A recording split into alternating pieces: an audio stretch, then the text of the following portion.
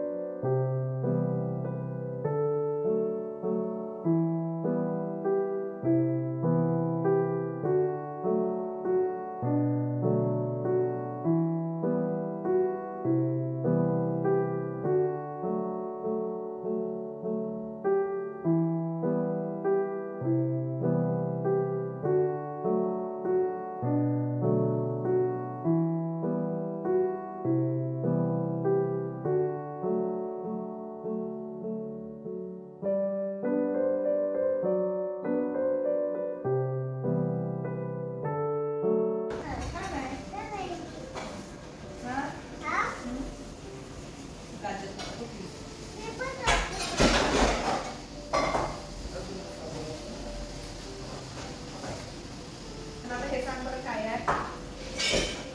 हे काय आहे मी चिकन. हे काय आहे. हे तरबूज. टमाटर.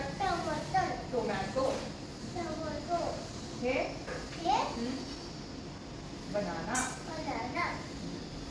हे काय आहे. हे खाते ना. हे वाले बदाम. हे काय आहे. हे नाही संत्रा आहे. ऑरेंज.